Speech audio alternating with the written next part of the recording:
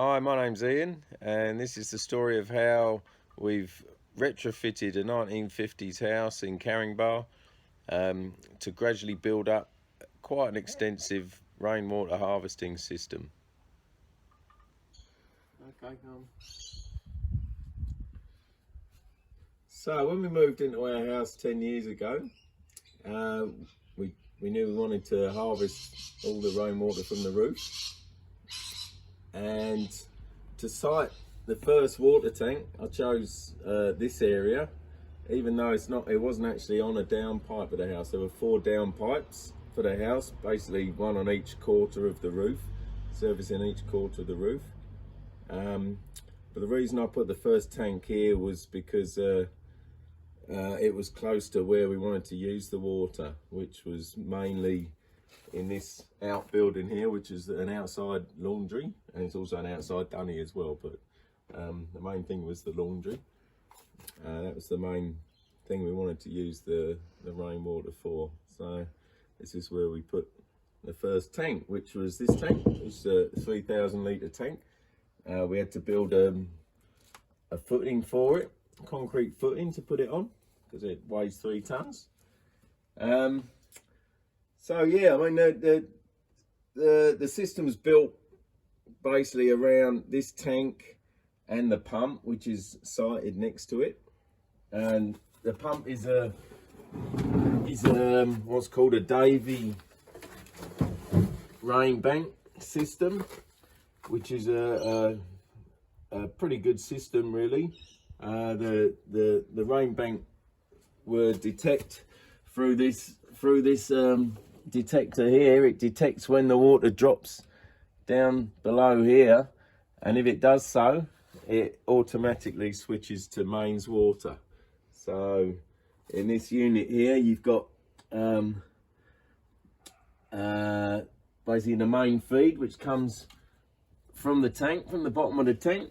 It's got a filter there, and it comes through here into the rain bank here. Then the rain bank decides whether to use the mains water, which is coming through here, or the tank water, which comes through here. Obviously, if there's water in the tank, it will always use the tank water. But if there's a problem like a power cut, or the tank runs out of water, then it'll switch to the mains automatically, which is great. And then it pumps it out through here, through another filter, and takes it to where you want to go. In this case, takes it to the laundry first of all. The only problem with here, I didn't want the sun to get onto the tank here, because it causes causes the water to get warm, and it's more likely to have algae and stuff growing up on the inside of your tank. So I put all this around it, and we used to have passion fruit all trained around here. They've actually died off now. I'm in the process of replanting some more. But yeah, they actually shaded the tank quite well. So this is the first down pipe we put on, which is just from the laundry roof, the outside laundry roof. So this had a first flush pipe on it. So the first flush of the shower fills up this pipe first, and then it diverts it over there into the water tank. Next one was this down pipe here. You can see where the down pipe was originally here. So all I did is use that down pipe for the first flush pipe. You can see there's a leaf filter on the top of it, and as this pipe fills up, it diverts the water over the top of the laundry into our big tank. So this was the second tank we put in. This was a 2,000 litre tank, and this picks up all the back southeast corner of the house. It's a good place for a tank because it's in the shade. It doesn't get much sun here at all. It's under the southernmost eaves of the house, which is good. It's got a link to the main tank where the pump is. The way we did this was by having an underground pipe. It's only a little 2-inch pipe here. I can actually just flick the switch there, and because this is very slightly higher than the main tank, the water pressure will push the water through the underground pipe, which comes out here, and it'll push it into the main tank, and you know, top it up when we've been doing lots of washing and stuff like that. And this is the downpipe that takes the water from the garage roof, or half of it, and what doesn't go into that tank goes down the first flush pipe, and it goes along the little exhaust from the first flush, and it fills up a couple of water butts, which gives us another 1,000 litres of water there. So at this stage, all I'd managed to do was to harvest the water from the two back quarters of the house, and we weren't harvesting anything from the front of the house. I was a bit worried about putting water tanks around the front because it faces north and they'd be in the full sun.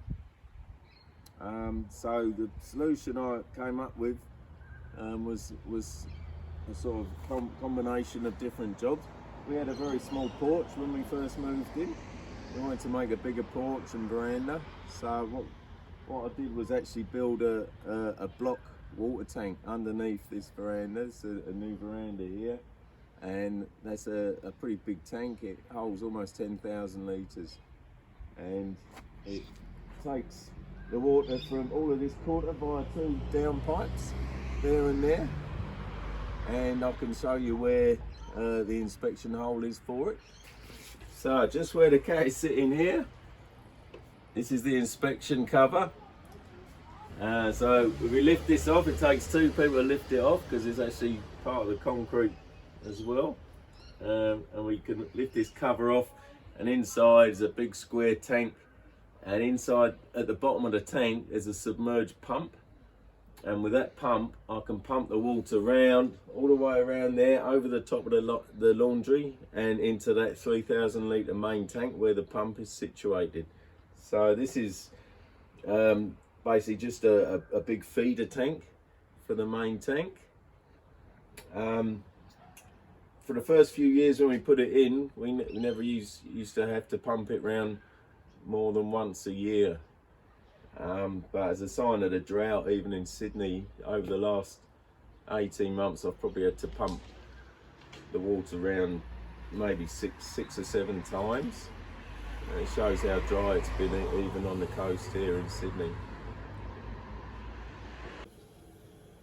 And this is the last down pipe here, which I haven't actually yet connected yet.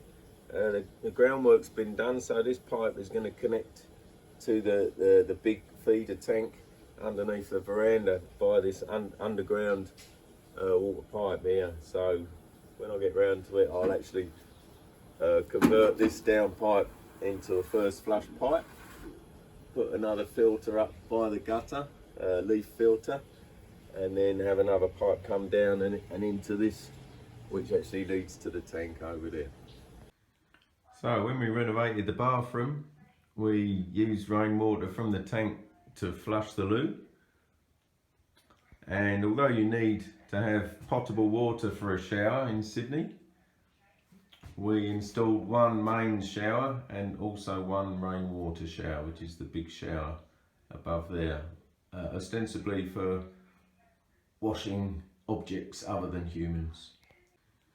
So when we renovated the bathroom, we used rainwater from the tank to flush the loo, and although you need to have potable water for a shower in Sydney, we installed one main shower and also one rainwater shower, which is the big shower above there, ostensibly for washing objects other than humans.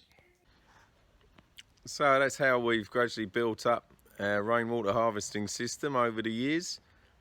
It basically radiates out from the first 3,000 litre tank, and it now collects up to 16,000 litres, which pretty much drought proofs us at the moment. With an eye on the future, behind me is a slab for a studio outbuilding that we're going to build soon, And inside that slab I've put aquapods, which also hold 5,000 litres of rainwater, which will come off of that building, and they link underground to the main tank where the pump is as well. So that's something else to bulk the system up in the future.